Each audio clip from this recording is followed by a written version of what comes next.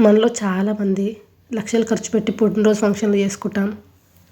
అయినా కానీ అప్పుడు మనకు సంతృప్తి అనేది దొరకదండి. ఏదో ఒక మిస్టేక్ తీసి అందులో ఫంక్షన్లో ఎవరో ఒకరు గొడవ పడుతూనే ఉంటారు. ఎప్పుడు సాటిస్ఫాక్షన్ లేని ఫంక్షన్లే ఉంటాయి.